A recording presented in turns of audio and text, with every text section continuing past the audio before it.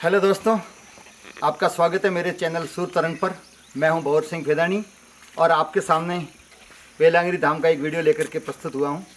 पहले वीडियो के इंटरव्यू में जो सबसे पहले मैंने ही इंटरव्यू लिया था, उसके बाद में और उससे पहले अभी तक किसी ने इंटरव्यू नहीं लिया। उसके बाद में आपने जो कमेंट्स किए और आप में से बहुत से लोगों ने कहा कि सब और कुछ जानकारी दी जाए, तो पहले इंटरव्यू में जो जानकारी रह गई थी वो लेकर के मैं आपके सामने हाजिर हुआ हूँ। हम जब इंटरव्यू लेने के लिए गए तब बहुत सारे लोगों से मिले, बातचीत से भी आप देख रहे हैं, हमने बैठ करके काफ़ी देर तक चर्चा की, उनका साक्षात्कार लिया, बहुत सारे प्रश्न उत्तर किए। लोगों से जो जानकारी मिली वो कुछ रोचक तथ्य अभी तक बाकी रहे, वो मैं आपके सामने प्रस्तुत कर रहा हूँ।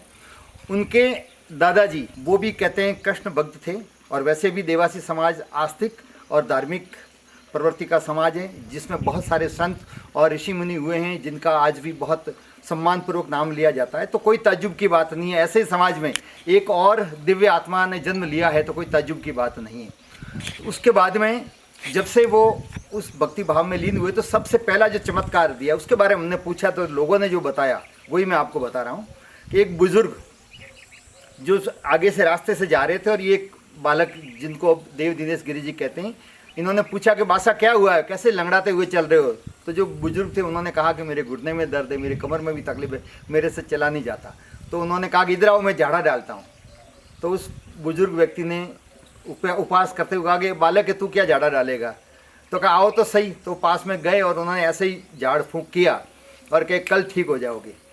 वास्तव में सुबह उठे तो उस बुजुर्ग व्यक्ति को, जो बुढ़े थे उम्र में और घुटनों में तकलीफ थी, तो उनको थोड़ी राहत महसूस हुई, अच्छा महसूस हुआ। शाम होते होते उनके काफ़ी फ़र्क पड़ा, तो वो वापस वहाँ पर आए और आकर के बातचीत से मिले कि मेरे तो काफ़ी फ़र्क पड़ गया, वापस झाड़ा डालो। बाबूजी ने वापस झाड़ा डाला और ये बात उन्होंने और गांव में जाकर के लोगों को कही। उसके बाद फिर लोगों का धीरे धीरे सिलसिला शुरू हो गया आना, आस्था बढ़ती गई, बहुत लोग ठीक होते गए और आप देख रहे हैं विशाल संख्या में इतने भीड़ आने लग गई। धीरे धीरे इतनी ख्याति प्राप्त हो गई, प्रसिद्धि मिल गई कि लोगों की भीड़ उमड़ने पड़ी कि इतनी बड़ी संख्या में जो लोग वहाँ आ रहे हैं और उन्होंने बताया कि कुछ फ़र्क पड़ा है। तो निश्चित तौर पर इतने बड़ी संख्या में जन समुदाय आ रहा है तो वो कोई सभी अंधविश्वास के आधार पर ही नहीं आ रहे हैं, सभी कोई किसी न किसी के फ़र्क पड़ा है तभी लोग आ रहे हैं। और यदि ऐसा होता है तो कोई ताज्जुब की बात नहीं है। कुछ लोग आलोचना करते हैं, उनका मेरा इतना ही कहना है कि हमने ही इंसान को भगवान बनाया और जो भगवान बने हैं उनको भी जीते जी भगवान के रूप में स्वीकार नहीं किया और आज उनका बहुत सम्मानपूर्वक नाम लिया जाता है। तो शुरुआत में सबके साथ में ऐसा ही होता है। यदि ये बालक भी दिव्य रूप में कहीं है और ऐसा माना जाए तो कोई बुरी बात नहीं है कि भावना में भावना नहीं तो भावना बेकार है, भावना में भावना नहीं तो भावना बेकार है और भावना में भावना है तो भव से बेड़ा पार है। भावना होनी चाहिए। और फिर बहुत अच्छी बात उसने कहीं जाकी रही भावना जैसी, प्रभु मूर्त देखी तिन तैसी, अर्थात जिसका जैसा भाव होगा उसको वैसा ही नजर आएगा। हमारी आस्था है तो हमें पत्थर में भी भगवान नजर आते हैं, हम वहाँ दंडवत प्रणाम करते हैं, मनोकामना हमारी पूर्ण होती है, हम वहाँ प्रसाद चढ़ाते हैं और श्रद्धापूर्वक शीश नमाते हैं। और नास्तिक व्यक्ति उसी मंदिर के सामने जाता है तो उसको केवल पत्थर नजर आता है। जैसी दृष्टि होगी वैसी सृष्टि नजर आएगी। तो इस बालक के बारे में भी यदि किसी ने कुछ कहा भी है ऐसा तो कोई अतिशयोक्ति नहीं है। जिनके लिए ठीक हो गए, जिनका स्वास्थ्य ठीक हो गया उनके लिए वो भगवान है, जिनको लाभ हुआ है, जिनको कुछ मन्नत पूरी हुई है उनके लिए वो भगवान है। तो हम उस बारे में कोई समालोचना या किस प्रकार की नेगेटिव बातें नहीं कर रहे हैं, लेकिन मैं वस्तु स्थिति जो कह रहा हूँ। अब दूसरी बात, जिसका मोर पंख पड़े हैं, इस मोर पंख से ही वो झाड़ा देते हैं और सामान्य सा एक स्थान है, देख रहे हैं आप, बीच में तस्वीरें और दोनों तीनों तरफ साथ में ये मोर पंख पड़े, इसी से वो झाड़ फूंक भी करते हैं। सामान्यतः इस कमरे में हर कोई जाता नहीं है, उनके परिवार के सदस्य जाते हैं। आप देख रहे हैं सामान्य सा परिवार है, सामान्य बालक है, लेकिन ये सत्य इस बालक के अंदर चंचलता है। वो अपने बाल सखाओं के साथ में बहुत मस्ती से खेलते हैं, शालीनता है, सौम्यता है, सुशीलता है, विनम्रता भी है और इसके अंदर चेहरे पर भी एक ओज भी नज़र आता है। आप चेहरा ध्यान से देखें, सामान्यतः देखो मैंने इंटरव्यू लिया तो कितना बेबाक ढंग से बोल रहे हैं। सामान्य रूप में ऐसे बालक जवाब नहीं दे पाता, इस प्रकार से बोल नहीं पाता, तो ये बेबाकता से अपनी बात कह देते हैं, भले ही किसी को बुरा लगे तो भी कोई बात नहीं। उन्होंने बताया हमें कि ये बालक बहुत वैसे सामान्य बच्चा है, बहुत सहज प्रवृत्ति का है, लेकिन बहुत ही होशियार है, पढ़ने में भी होशियार है।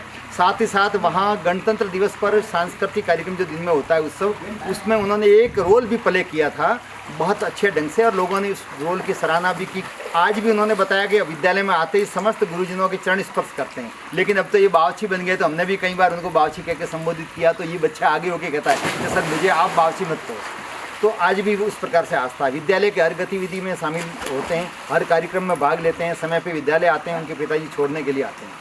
साथ ही साथ जब ये कोरोना काल में और प्रशासन की तरफ से रोक लगाई गई, उनके घर में भी कुछ सूतक था, उस कारण से बंद हुए, तो जिन लोगों के एक एक दो दो फेरी लगी थी और फर्क पड़ा, तो वो तीसरी फेरी के लिए वहाँ आए तो देखा कि वहाँ तो बंद है सब।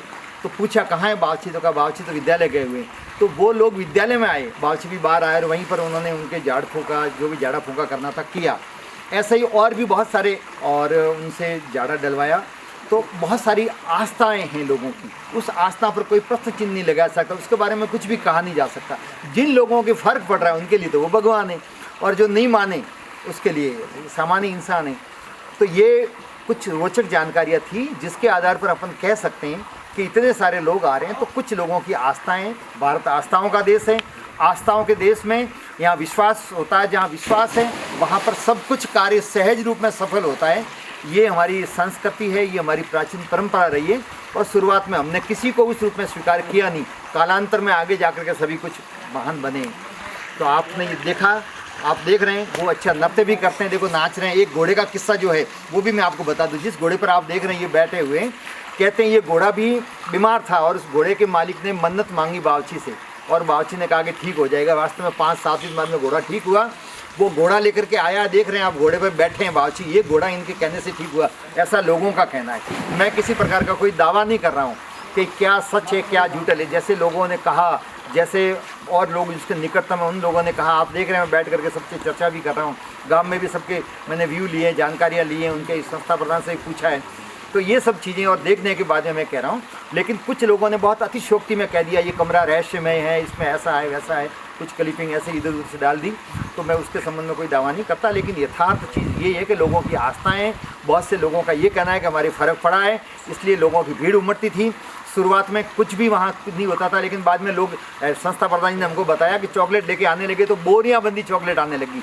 विद्यालय में बोरियां बंदी चॉकलेट आती थी, बच्चों को बांटी जाती थी। बाद में किसी ने कह दिया कि इसमें तो अनाज चढ़ाया जाता, तो इतनी बाजरी आने लगी टॉली भर भर कर, फिर वो भी धीरे धीरे बंद करवा दी गई।